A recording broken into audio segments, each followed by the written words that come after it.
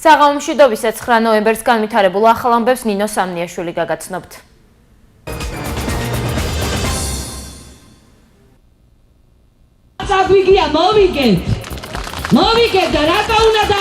საგარეჯოს მაჟორიტარი დეპუტატობის კანდიდატი ირმა ინაშვილი და პატრიოტ ალიანსის ლიდერები შიმშილობას აგრძელებენ, რა მოთხოვნები აქვთ. ქალთა მიმართ ძალადობის სფეროში არის კვლავ სერიოზული პრობლემები. 2015 წელს კახეთში 95 ქალზე იძალადეს, რატომ რჩება პრობლემა მოუგვარებელი, სახალხო დამცველი შეფასება და გამოკითხვა გურჯაანში. ახლა ცემა ვირი ხوار არის ცემო მაგდალა. სიტყვის შეურაცხყოფა თუ მიგიყენებია თქვენ მეუღლეს. თქვენთვის თუ მოუყენებია თქვენს მეუღლეს სიტყვის შეურაცხყოფა მაინც. სიტყვერი კი, მაგრამ ფიზიკური არა. ფული გააცოცხლეს. წაიღეს და არაფერი არ გააკეთეს სოფლითი. სოფლის მხარდაჭერის პროგრამა და მოუგვარებელი პრობლემები მე-9 წელია მილიონობით ლარი იხარჯება და ხალხი ყოველ წელს ერთსა და იმავე პრობლემაზე საუბრობს. ეხლა დავით იმაში, რომ ერთი გზა მაინც გაკეთდა, ბაზარში წავიდეთ სიამონებით. საფაფშო ბაღი გაკეთდა. რატომ ვერ გრძნობენ პროგრამის ეფექტურობას და რაშია პრობლემა? ინტერვიუ გურჯაანის გამგებლის მოადგილესთან. ვაშთა ფოლკლორულ ანსამბლ გურჯაანის წარმატება პრაღაში რა ჯილდო ჩამოიტანეს. წავიდე ევროპაში, ავიღო გრან-პრი. ცოტა რთულია რა. ილიაობა და ერეკლეობა კახეთში. ეთერშია ტელეკომპანია გურჯაანის მთავარი საინფორმაციო გამოშვება დღეს. საგარეჯოს მაჟორიტარი დეპუტატობის კანდიდატი ირმა ინაშვილი და პატრიოტ ალიანსის ლიდერები შიმშილობას აგრძელებენ და აქციების გამართვას კახეთშიც აანონსებენ. მათი განმარტებით საგარეჯოში შუალედური საპარლამენტო არჩევნები გაყალბდა. აქციის მონაწილეები თავდაცვისა და გარემოს დაცვის მინისტრის გადაყენებას ითხოვენ. მათ შიმშილობა გუშინ დაიწყეს. მონაწილეები რუსთაველის ძეგლთან შეიკრიბნენ და პარლამენტის შენობისკენ მსვლელობა მოაწყეს. შეგახსენებთ, რომ 31 ოქტომბრის არჩევნებში ცესკოს წინასწარი მონაცემებით ქართული ოცნების კანდიდატმა თამარ ხიდაშელმა 7540 ხმით გაიმარჯვა.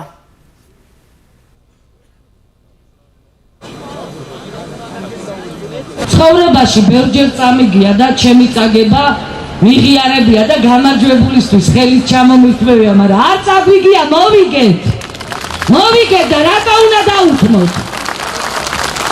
გადააყენონ თავდაცვისა და გარემოს დაცვის მინისტრები დაკავებული თანამდებობიდან.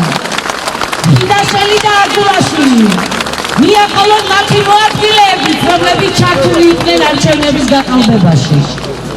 გამგებლები, რომლებიც ჩარჩეს ამ პროცესში და რაღაცა კიდე მუნიციპალიტეტის მთელი თანამშრომლები, რომლებსაც ჩააბენინეს სისხლის სამართლის დანაშაული. და არჩევნების გაყალბება ეს არის სისხლის სამართლის დანაშაული. ახლა ამ თემაზე ირმა ინაშვილის შტაბის ხელმძღვანელი ირაკლი გოგავა გვერდება. ბატონო ირაკლი, გამარჯობა, მადლობა რომ იღებთ გადაცემაში მონაწილეობას. როდემდე აპირებთ შიმშილობის გაგრძელებას და რა მოთხოვნები გაქვთ? გუშინ ჩატარდა პატრიოტ ალიანსის საპროტესტო აქცია საგარეჯოს არჩევნების გაყალბებასთან დაკავშირებით. საგარეჯოს და მარტვილის არჩევნების გაყალბებასთან დაკავშირებით. მსგავსი ტოტალური გაყალბება გარდაქმნა საქართველოში არ ახსოვს ხალხს. საკმაოდ ბევრი ხალხი მოვიდა, როგორც გუბერნატორის დათვლით დაახლოებით 16000 ადამიანზე მეტი იყო და გამოცხადდა უადო შიმშილობის აქცია, სადაც შიმშილობენ თავად ირმა ინაშვილი, ლევან თედიაშვილი, სახელოვანი ლეგენდარული სპორტსმენი, საგარეჯოელი ემზარ კვიციანი, ადამ აშენია და სხვა აქტივისტებიც უერთდებიან ამ შიმშილობის უღადო აქციას. საქართველოს სხვადასხვა ყველა დიდ ქალაქში ასევე დაიწყება უღადო შიმშილების აქციები ერთი მოთხოვნით, რომ პირველ რიგში გადადგნენ თინა ხიდაშელი და გიგლა აგულაშვილი, ის ორი მინისტრი, ვინც ხელმძღვანელობდა გაყალბების პროცესს, გარდა ამისა რედაქციის სისხლის საქმე არჩევნების გაყალბების ფაქტთან დაკავშირებით, სიახლე ასე ვთქვათ, გახვალთ ის, რომ პატრიოტ ალიანსი ითქვას, რომ ხმის მიცემა გახდეს საქართველოში სავალდებულო. ეს არ დატოვებს შანსს გამოუყენებელი ბიულეტენების მანიპულაციებისთვის და ასე. კახეთის მუნიციპალიტეტების რომელ ქალაქებში აპირებთ მსგავსი აქციების გამართვას? საგარეჯოში დაიწყო უკვე აქცია, სავარაუდოდ თელავიშიც იქნება ეს ორ ქალაქში. ბატონო ირაკლი, თქვენი ვარაუდით რა შედეგს გამოიღებს პატრიოტთა ალიანსის ეს პროტესტი? ჩვენ გუშინდელმა აქციამ თვალნათ დაგვანახა, რომ პატრიოტთა ალიანსი არის მთავარი პოლიტიკური ძალა ქვეყანაში, რომელსაც აქვს უდიდესი მხარდაჭერა ხალხმა უამინდობის ჟამს თავისი ფიზიკურად გამოშვით გამოპატაესა.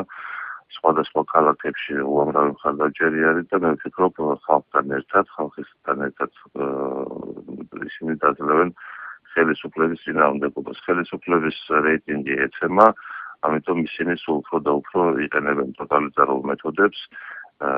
საგარეჯოს არჩევნები იყო ტესტი იმისა, თუ როგორი შეიძლება იყოს 2016 წლის საპარლამენტო არჩევნები. ამიტომ ამას არავინ არ შეეგუება. ქართულ ხალხს უნდა ჰქონდეს არჩევანი, საგარეჯოელებს დაართვეს ეს არჩევანი, მაგრამ კარგი მაყურძარა იყო ქართული ხალხისთვის და პატრიოტული ძალებისთვის იმისთვის, რომ 2016 წლის არ დაუშვათ მსგავსი რამ.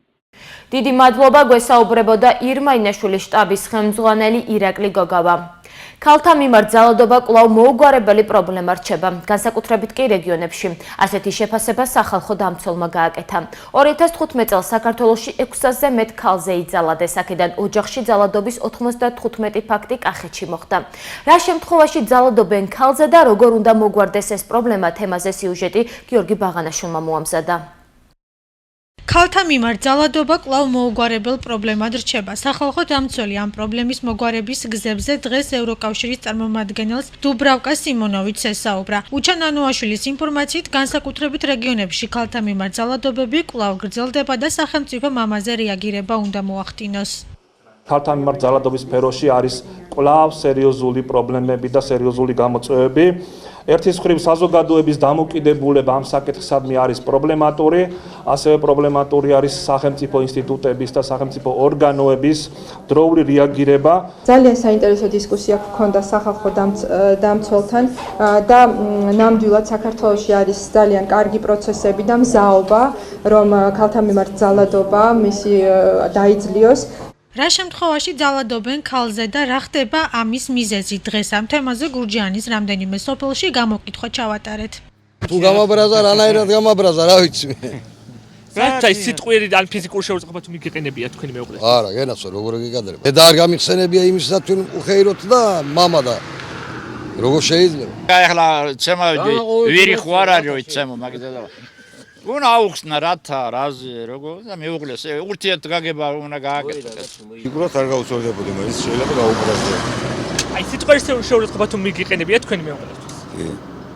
გააჩნია სიტუაცია.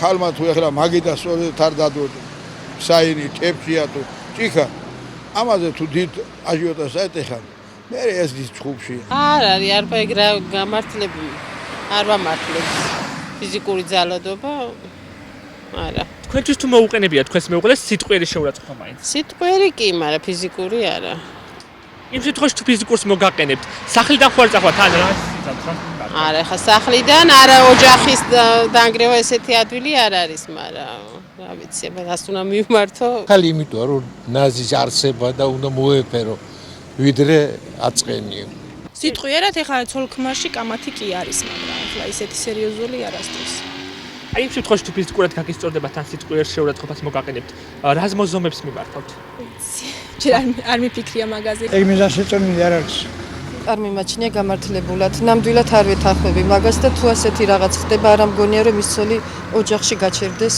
თუ აქვს საშუალება რომ ბინიდან წავიდეს სტატისტიკური მონაცემებით 2015 წელს საქართველოში ოჯახში ქალზე ძალადობის 634 შემთხვევა დაფიქსირდა. აქედან კახეთში 95, რომელთაგან უმეტესობა ჯანმრთელობის განზრახ დაზიანებით დასრულდა.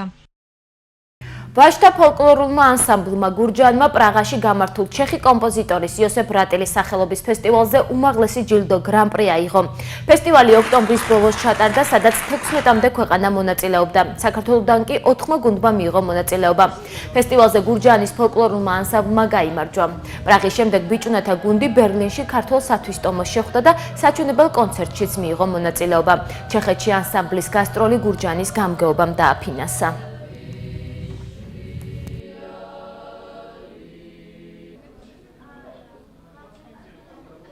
შექმნილია მეხუთე წელი დაიწყო და შედეგი მაინც ვფიქრობ, რომ ძალიან კარგი იყო გასტროლის წინ გავაკეთეთ ჩვენ დისკის პრეზენტაცია. რაც შეეხება პრაღაში ტურნეს, გრან-პრი აიღო გუნდმა. ეს ახლა ვფიქრობ, რომ ძალიან დიდი წარმატება. მე ვფიქრობ, რომ მომავალში უფრო უკეთესი და უფრო ესეთი მასშტაბურ კონკურსებში მივიღეთ მონაწილეობას. აღნიშნულ ფესტივალზე ჩვენმა ანსამბლმა დაიკავა პირველი ადგილი და მიიღო უმაღლესი ჯილდო, ეგრეთ წოდებული გრან-პრი. ანუ ეს ანსამბლისთვისაც და თითოეული ჩვენთაგანისთვისაც არის ძალიან ამაღლებული გზნობა, ასე რომ ვთქვა, არის ძალიან დიდი წარმატება და მე მინდა მიულოცო თითოეულ აქ მყოფ ანსამბლის წევრს, ხელმძღვანელებს. ძალიან ამაყი ვარ და ბედნიერი, რომ ჯილდო ავიღეთ, ამას ვიმსახურებდით, დარწმუნებული ვარ და კიდევ ბევრჯერ ვასახელებ საქართველოს, კერძოდ გურჯაანს. მისთვის ეს წარმატება ძალიან მნიშვნელოვანია, იმიტომ რომ ასეთ წარმატებას ძალიან ბევრი ანსამბლი ვერ აღწევს. წავიდე ევროპაში, ავიღო გრან-პრი, ცოტა რთულია რა. ჩვენ ევროპაში ვიყავით და გრან-პრი ავიღეთ, მანამდე პირველი ადგილიც ავიღეთ ფესტივალებში და უამრავი სხვა წარმატებებისთვის მიგვიღწევია და ალბათ მომავალში დიდ წარმატებებსაც მივაღწევთ. კახეთში სახანძრო სამაშველო სამსახურის შენობა გაიხსნა. სამსართულიანი ნაგებობა, რომელიც სავალალო მდგომარეობაში იყო, სრულად გარემონტდა. აღიჭურვა ახალი ტექნიკითა და ინვენტარით. მეხანძრე მაშველებისთვის აშენდა ახალი სასწავლო კოშკი, ავტოფარეხი და მოიწყო ეზოს კეთილმოწყობა. შენობის გახსნა შინაგან საქმეთა მინისტრის მოადგილე საგანგებო სიტუაციების მართვის სააგენტოს დირექტორი და კახეთის გუბერნატორი დაესწრნენ. დღესვე მეხანძრე მაშველების მიერ გაიმართა სიმულაციური ჩვენებაც. დღეს თელავში გაიხსნა შინაგან საქმეთა სამინისტროს საგანგებო სიტუაციების მართვის სააგენტოს ახალი შენობა, რომელიც სრულიად ახალი ტექნიკა და ავეჯით იქნა აღჭურვილი. მთლიანობაში შემიძლია მოგახსენოთ, რომ თელავის სახანძრო სამაშველო სამსახური ამ წუთისთვის არის მაქსიმალურად მობილიზებული, რომ საჭიროების შემთხვევაში დახმარება აღმოუჩინონ რეგიონს და სადაც გახდება მათი ჩარევა აუცილებელი. სოფლის მხარდაჭერის პროგრამა და უკმაყოფილო მოსახლეობა. წელს გურჯაანის სოფლებში პრობლემების მოსაგვარებლად 1 მილიონ ლარზე მეტი დაიხარჯა, თუმცა რა გაკეთდა ამ თანხის ფარგლებში, ბევრმა არ იცის.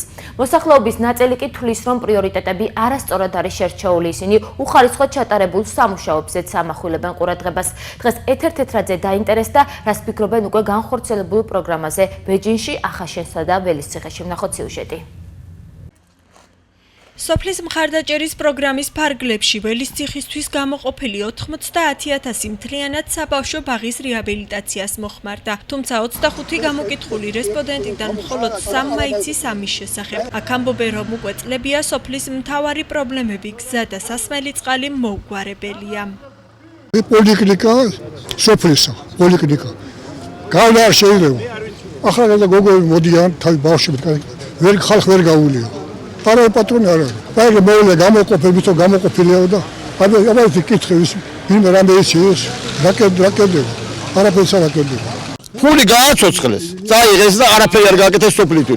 ბაზრის გზა ჩვენ არ გვაქვს, სასაფლაო გზა ჩვენ არ გვაქვს. აბა არაფერს არ გააკეთებულა. არ იყო ბოლომდე. ეხლა დავით იმას რომ ერთი გზა მაინც გააკეთონ ბაზარში წავიდეთ სიამონებით. სასკოლო გზა. აი სასკოლო გზა. სოფელში რაღაცა გაკეთებული იყოს. ღირსშესანიშნავი არაფერი.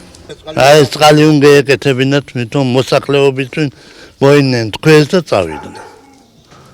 ეგ იყო. აი სასაფლაოს გზა მინდა გაკეთდეს, აი ეს მაინც ყველა მოსული სტუმარი თუ რაღაცა ყურის გზა, ესა და აუცილებელია რომ აი ეს გზა მამას ეშველოს. არცერთ სოფელში არ არის ესეთი დამგრეული გზები, რაც სოფელ ველისციხეშია. და პლუს არის ღამის განათებაზე გვაქვს ჩვენ პრობლემა რა. ბაღი გაკეთდა გენაცვალე, მართალია მე არავინ არ დამყავს ბაღში, მაგრამ ვისაც დაჰყავს და რამე ძალიან კმაყოფილები არიან იმ ახალი ბაღით. საბავშვო ბაღი გაკეთდა. აქ ვიწროთ იყვნენ და აუცილებელიც იყო ხო გაფართოვდნენ კარგად არის მოწყობილი საბავშვო ბაღი იქ შეღავათია ძალიან დანარჩენი სხვა არაფერი იმდენი არაფერი სარგებლობა არაფერი არ მაქვს ველის ციხელების მსგავსად არც ვეჯინში იციან თუ რა გაკეთდა წელს სოფლის მხარდაჭერის პროგრამის ფარგლებში. მოსახლეობა ამბობს, რომ ფული იხარჯება, თუმცა ხალხი სარგებელს მაინც ვერ ნახულობს, რადგან სოფლებში პრობლემები ნაწილობრივ და უხარისხოდ გვარდება. დაპირებები იყო, მაგრამ არაფერი არ გაკეთებულა.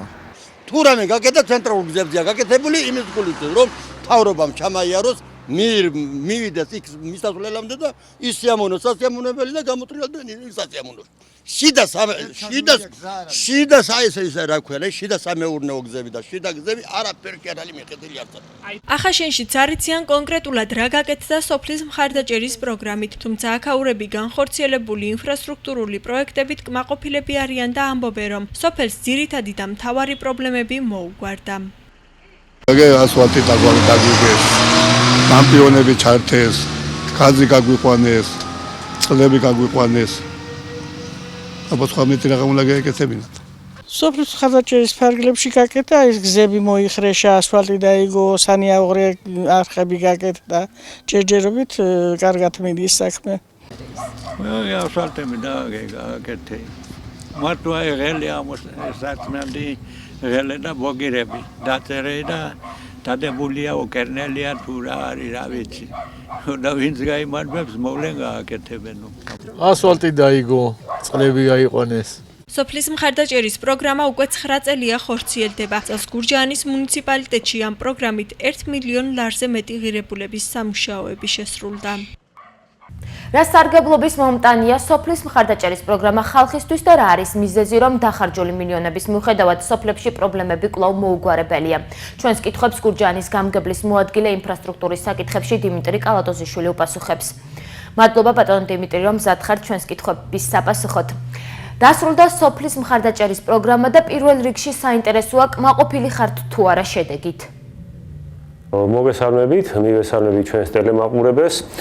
2015 წლის სოფლის მხარდაჭერის პროგრამით მიმდინარე სამუშაოები დასრულდა.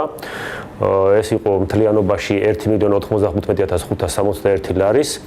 ამ მთლიანობაში იყო 136 სხვადასხვა პროექტი მუნიციპალიტეტის ყველა სოფლის მასშტაბით დასრულებულია, შედეგით მთლიანობაში კმაყოფილი ვარ. როგორ რა მექანიზმით ამოწმებთ შესრულდა თუ არა სამუშაოები ხარისხიან და დაიხარჯა თუ არა მილიონზე მეტი ლარი სწორად? ამ სამუშაოების მიმდინარეობის და ჩაბარების მექანიზმი ჩვენ გვაქვს ასეთი. გამგეობაში ფუნქციონირებს 2014 წლის 1 დეკემბრის გამგებლის ბრძანებით შექმნილი კომისია, რომელიც უწევს მონიტორინგს მიმდინარე მშენებლობებზე და მიმდინარე სხვა სამუშაოებზე. კომისია დაკომპლექტებულია ძირითადად ინფრასტრუქტურის სამსახურის და ზედამხედველობის სამსახურის თანამშრომლებით. მე ვარ კომისიის თავმჯდომარე.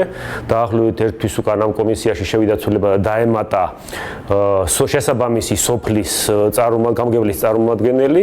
მომავალ წელს უკვე მონიტორინგს გაუწევს გამგებლის წარმომადგენელი. დღეის მდგომარეობით უწევდა ინფრასტრუქტურის და ზედამხედველობის სამსახური. ესე იგი გურჯაანის რაიონის მოსახლეობას აძლევთ გარანტიას, რომ შესრულებულ სამუშაოებს რაიმე ხარვეზი არ ექნება. იცით რა, მე მოსახლეობას გარანტიას ვაძლევ, რომ თუ სადმე რამე ახლა შეიძლება მოხდეს ისეთი რაღაცა, რომ ხარვეზი შემდეგ დაფიქსირდეს ექსპლუატაციაში გაშვების მერე, თუ სადმე რამე ხარვეზი დაფიქსირდა, მშენებელი ვალდებულია და აქვს საგარანტიოა და ხარვეზი დაუყოვნებლივ აღმოფხვილი იქნება. ბატონ დიმიტრი, 9 წელია სოფლის მხარდაჭერის პროგრამა ხორციელდება და ყოველ წელს პროგრამის დასრულების შემდეგ გამოკითხული რესპონდენტები გამოთქვამენ პრეტენზიას, რომ მათ არ გააგებინეს რისი გაკეთება სურდათ სოფელში, რომ ძირითადი პრობლემები კვლავ მოუგვარებელია, ასევე გამოთქვამენ უკმაყოფილებას, რომ უკვე შესრულებული სამუშაოები უხარისხოდ გაკეთდა.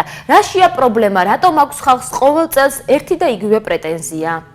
ხარისხზე რაც შეიძლება მე უკვე მოგახსენეთ, რაც შეიძლება ითქვას ის, რომ ხარის ჩვენი კომისია ნამდვილად დეტალურად ამოწმებს და ამაზე თუ ისმეს რამე პრეტენზია აქვს, პირადად შეიძლება ჩვენთან განაცხადოს და თუ მართლა სადმე რამე ხარვეზი გაიპარა, ეს არ მგონია, მაგრამ თუ გაიპარა დაუყოვნებლივ აღმოფხვილი იქნება. რაც შეეხება იმას სოფლის მოსახლეობის უკმაყოფილებას, რომ მათი პრიორიტეტი არ იქნა გათვალისწინებული და ასე შემდეგ, ეს პრიორიტეტების ჩამონათვალი ფიქსირდება და კრების ოლქში აისახება სოფლის კრებებზე, საერთო კრებებზე, რომელიც მიმდინარე წელს მიმდინარეობდა 9 მარტიდან 23 მარტის ჩათვლით 2 კვირის განმავლობაში აღნიშნულზე ინფორმირებული იყო როგორც პრესით, ისე ტელევიზიით მუნიციპალიტეტის მთელი მოსახლეობა და იქ ყველამ თავისი დააფიქსირა სურვილი და მოსაზრება, მაგრამ ის რომ სოფლის პროგრამაზე გამოყოფილი თანხა ვერ გასწოდა სოფლის კრების ოლქში დაფიქსირებულ ყველა მოთხოვნას, ეს ფაქტია, ზოგან გასწოდა, ზოგან ვერ გასწოდა, თუ სადმე ვერ გასწოდა, ის ალბათ მომავალ წელს იქნება გათვალისწინებული. მთლიანობაში რომ შევაჯამოთ ამ 9 წლის განმავლობაში თითოეულ სოფელზე ყოველ წელს რამდენიმე ათასი იხარჯება. მაგალითად, ერთ-ერთ დიდ სოფელზე, ველისციხეზე, რამდენიმე მილიონი ლარი იყო დახარჯული და კვლავ ჩივიან, რომ არ აქვს წყალი, რომ ისევ დაზიანებულ გზებზე გადაადგილდებიან. მაშინ რა ეფექტი აქვს სოფლის ხარდაჭერის პროგრამას? მე შემიძლია მოგახსენოთ ბოლო 2 წელიწადზე, რომელიც ჩემს პერიოდში მოხდა სოფლის ხარდაჭერის პროგრამის განხორციელება, ზუსტად დეტალურად დანარჩენს ბოდის მოვიხდი, მაგრამ გასულ წლებზე მე არ მაქვს ინფორმაცია. 2015 და 2014-ის ველისიხის კონკრეტულად რადგან დამის შეკითხვა სოფელ ველისიხის სოფლის პროგრამის თანხა მოხმარდა ძირითადად ნომერ პირველი საბავშვო ბაღის რეაბილიტაციის სამუშაოებს, გასულ წელს 90.000 და მიმდინარე წელს 80.000.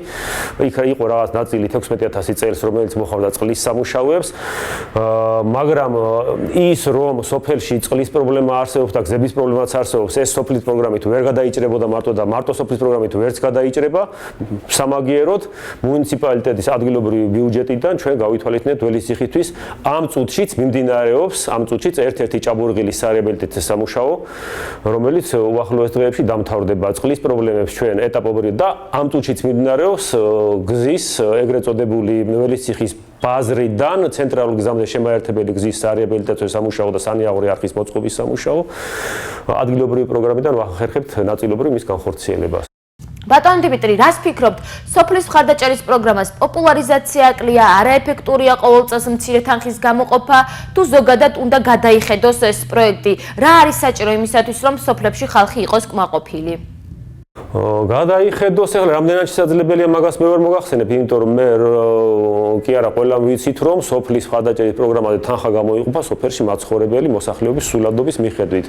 ამიტომ ის წელს რაც თანხა იყო დაახლოებით იგივე იყო გასულ წელს და იმის წინა წელს და ალბათ მომავალ წელს დაახლოებით იმდენი იქნება და რომ მარტო ამ თანხით სოფლის ყველა პრობლემის გადაჭრა შეუძლებელია, ეგ ფაქტია.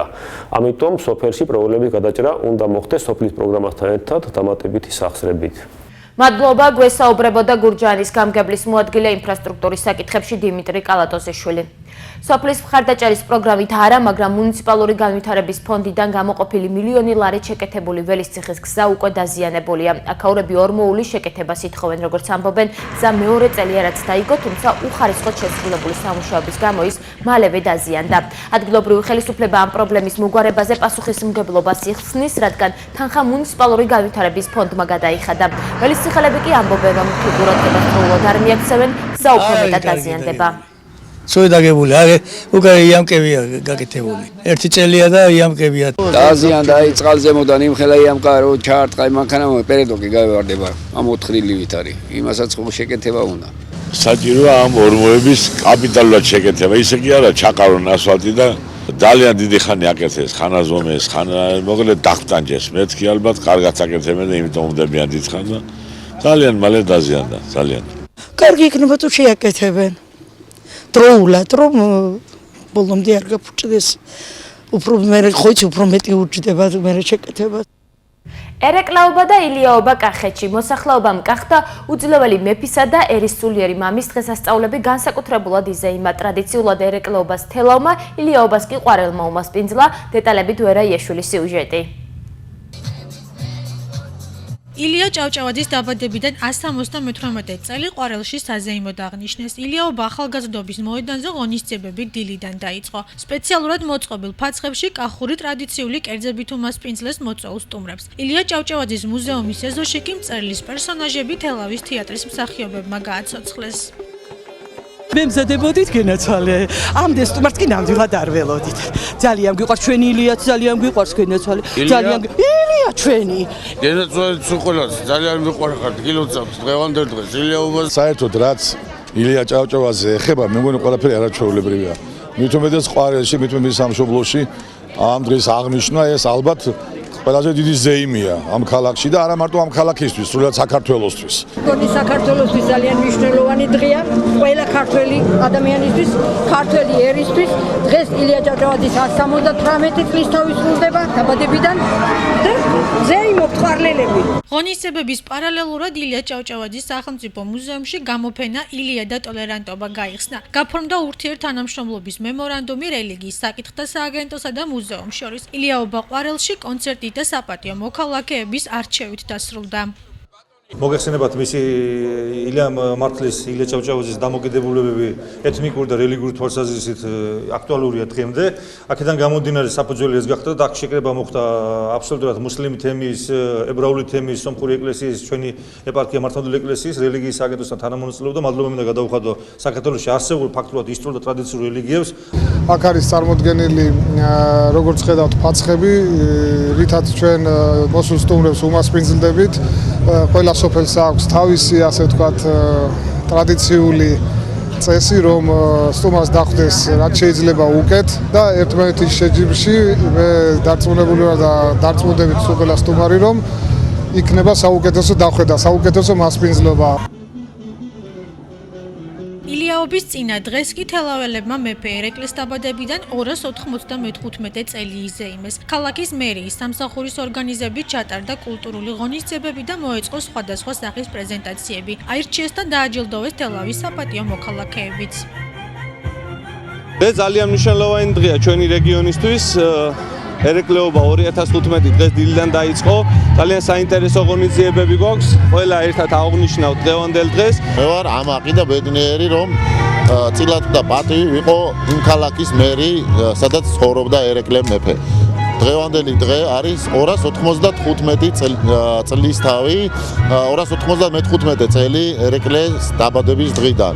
შესაბამისად ჩვენ ფაქიზად უფრთხილდებით ტრადიციებს ჩემს თელაველებთან ერთად. თელავში ერეკლეობა გალა კონცერტით და გრანდიოზული ფეიერვერკით დასრულდა. გამოშვებას რეგიონს გარეთ განვითარებული მოვლენებით განვაგრძობთ.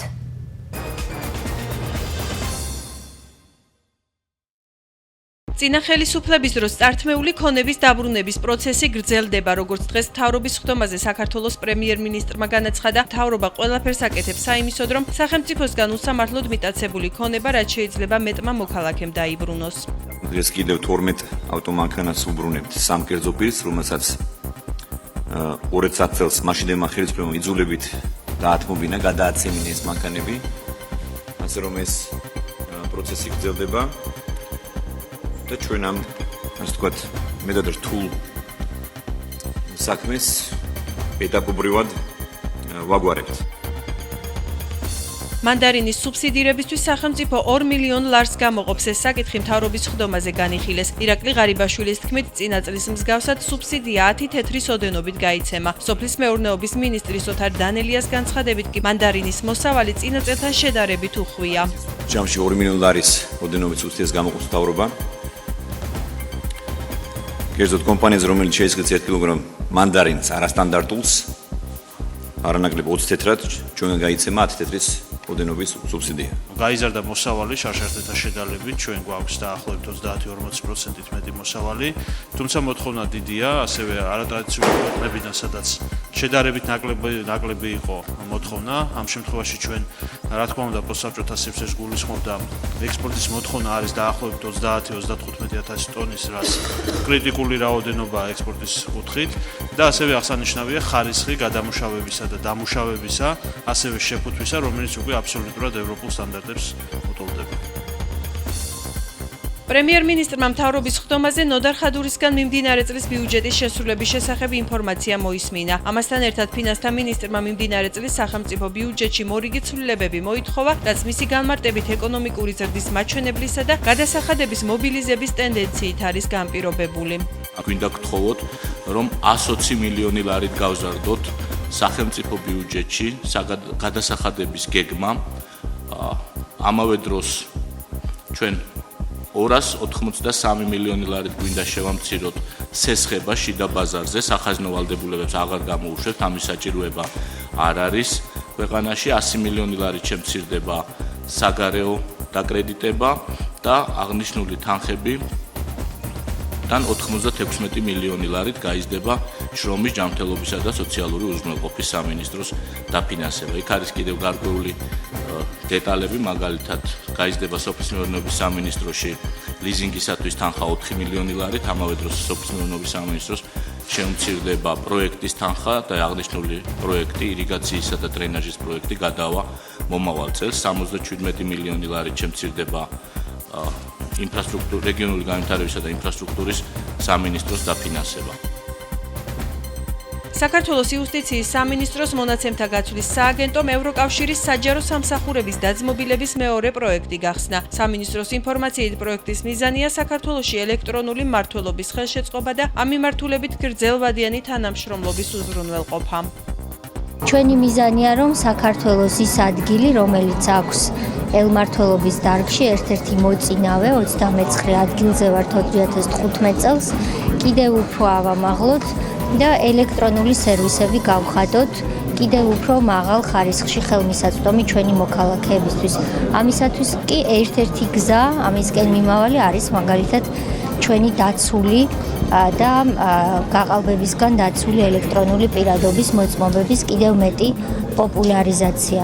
ჩვენ ასევე ამ პროექტის ფარგლებში ვიმუშავებთ და შევაფასებთ შესაძლებელია თუ არა რომ საქართველოში ერთ დღეს ისევე როგორც ეს არის ესტონეთში ელექტრონული წესით ჩავატაროთ არჩევნები. პროექტი შედგება 5 კომპონენტისაგან და ძირითადად ეს კომპონენტები გულისხმობს ელექტრონული მმართველობის განვითარების ხელშეწყობას, ცნობიერების ამაღლებას საზოგადოებაში და ჩვენმა მოსახლეობამ უკეთესად გაიცნოს თუ რა საშუალებები აქვს ელექტრონული სერვისების მიმართულებით და ასევე ინფორმაციული და კიბერუსაფრთხოების მიმართულებით ძალიან აქტიურად უთამაშავთ ჩვენს პარტნიორებს. შინაგან საქმეთა სამინისტროს თანამშრომლებმა ნარკოტიკული საშუალების შეძენა შენახვის, ასევე ცეცხლსასროლი იარაღის და საბრძოლო მასალის მართლსაწინააღმდეგო შეძენა შენახვა ტარების ბრალდებით თბილისში ლიბანის ქუჩაზე 53 წლის მამაკაცი დააკავეს. სამართალდამცველებმა მისი პირადი ჩხრეკისას ნარკოტიკული საშუალება მარიხუანა, ხოლო ავტომანქანის ჩხრეკისას არარეგისტრირებული ავტომატური ცეცხლსასროლი იარაღი 1 მჭიდითა და 23 საბრძოლო ვაზნით ამოიღეს. დაკავებულის პირადი და ავტომანქანის ჩხრეკისას არარეგისტრირებული ავტომატური ცეცხლსასროლი იარაღი 23 საბრძოლო ვაზნა და ნარკოტიკული საშუალება მარიხუანა ამოვიღეთ. ნარკოლოგიური შემოწმებით დაკავებულს მარიხუანის მოხმარების ფაქტი დაუდგინდა. გამოძიება ნარკოტიკული საშუალების უკანონო შეძენა შენახვის, ცეცხლსასროლი იარაღისა და საბრძოლო მასალის მართლსაწინააღმდეგო შეძენა შენახვა ტარების ფაქტზე მიმდინარეობს.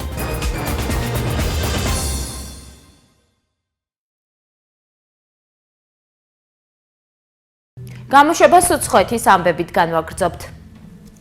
თბილისი ევროპის 20 ტურისტულ ქალაქს შორის ბრიტანული გამოცემა ტელეგრაფის მიერ შედგენილი ევროპული ქალაქების ოცეულში სათაურით ევროპული ქალაქები, სადაც გამგზავრება არასოდეს კი ფიქრიათ, საქართველოს დედაქალაქიც მოხვდა.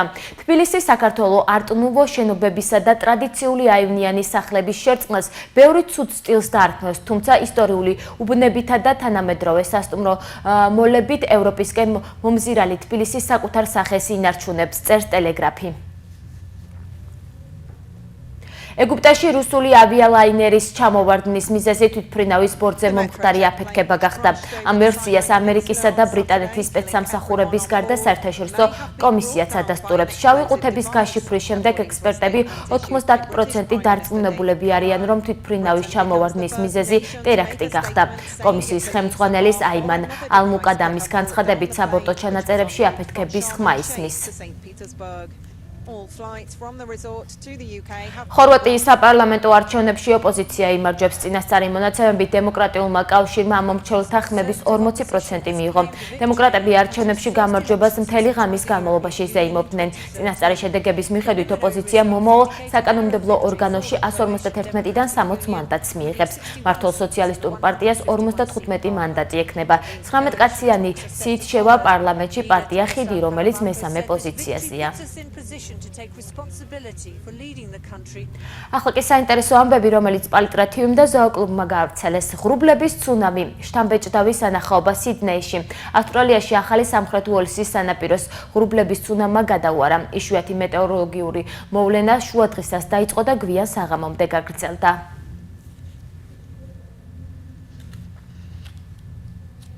ხბო, რომელსაც თავი ძაღლი ჰგონია. შეილი ჰოპსმა, რომელიც კალიფორნიაში ცხოვრობს, ახალშობილი ხბო აიყვანა. ცხოველი სუსტი და ავადმყოფი დაიბადა, ამიტომ ფერმერებმა მასზე უარი თქვეს. ქალბატონმა კი ცხოველი სახლში წაიყვანა და თავი ძაღლთან ერთად ზრდის. ძაღლი იმდენად დაუმეგობრდა ხბოს, რომ ის მთელი დღეები მის გვერდით იწვა. ლოკავდა და ასე ამხნევებდა ავადმყოფ ცხოველს. ერთ-ერთ მამასობაში კი პატარა ცხოველმა ძაღლის ქცევები აითვისა. და ბოლოს დღის სხვა ამბები. თათია კობალაძის არაჩვეულებრივად ნამხერი სულიკო უკრაინული X-Factor-ის ლაივ შოუზე ნინო ქათამაძის გუნდის წევრმა ქართული სიმღერა ისე შეასრულა, რომ დადებითი შეფასებები დაიმსახურა. კობალაძე შოუში მომდევნო კვირასაც ვიხილავთ, რადგან მას ხალხმა დაუმესიჯა.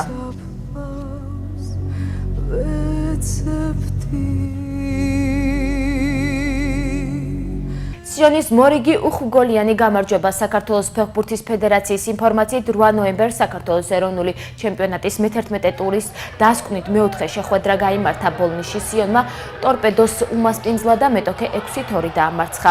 მიმდინარე სეზონში ქართველებმა კარგად იასპარეზეს და მესამე ადგილზე დამსახურებულად გავიდნენ. ფედერაციის ინფორმაციითვე დამაჯერებლად იმარჯვა გათამაშების ლიდერმა თბილისის დინამომაც.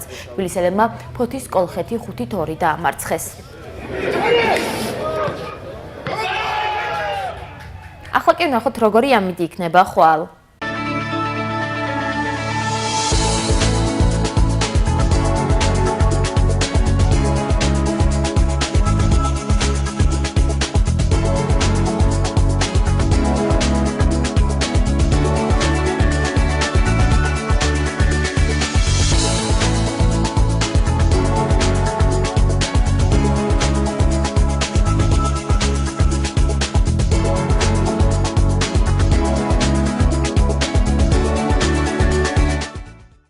დღევანდელი საინფორმაციო გამოშვება დასრულდა. მე ხუთშაბათამდე გემშვიდობებით, ნახვამდის.